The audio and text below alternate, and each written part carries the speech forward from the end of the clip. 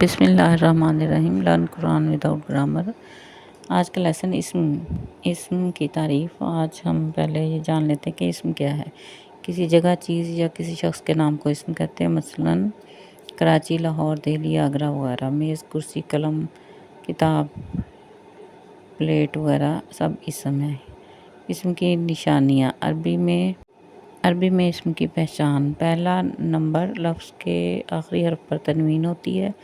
لفظ کے شروع میں الف لام ہوتا ہے، لفظ کے آخر میں الف تا یا گول۔ 3 نشانیاں ہیں عربی میں اسم کی پہچان کی۔ اسم کی پیدائشی نشانی ہے: اسم جب بھی کہیں ہوگا تو اس کی پہچان یہ ہے کہ اس کے آخری حرف پر تنوین ہوگی، مثلا 2 زبر، 2 زیر یا 2 پیش۔ کتابٌ، مسلمٌ، عذابٌ۔ تنوین کو خطرہ لاحق ہے الف لام سے۔ جیسے ہی الف لام اسم کے شروع میں آئے گا تو تنوین ختم ہو جائے گی اور اس کے آخری حرف پر صرف ایک زبر، زیر یا پیش رہ جائے گی، مثلا مسلمٌ سے المسلم۔ الف لام کہاں اور پڑھنا چاہیے اور کہاں نہیں پڑھنا چاہیے۔ الف لام کے فوری بعد حرف پر اگر تشدید ہو تو الف لام نہیں پڑھیں گے، اسے لام شمسی کہیں گے، مثلا الدین، النار۔ تنوین یعنی 2 پیش ہر اسم کی نشانی ہوتی ہے۔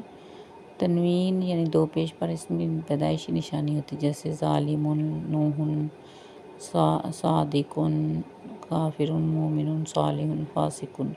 اسم کی پہچان: جب لفظ کے شروع میں الف لام یا آخر میں تنوین ہو تو وہ اسم ہوتا ہے، یا جس کے آخر میں تا یا گول تا یا الف تا ہو تو وہ بھی اسم کہلاتا ہے، مثلا جنت، باغ، سحر، جادو، ماء، پانی، رسول، رسول، کافر۔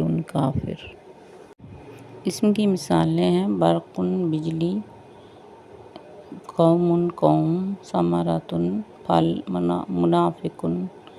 منافق، سماء، آسمان، نور، نور۔ یہ مثالیں تنوین کی علامت کے ساتھ تھیں، اور الف لام کے شروع والی مثالیں الرسول، النار،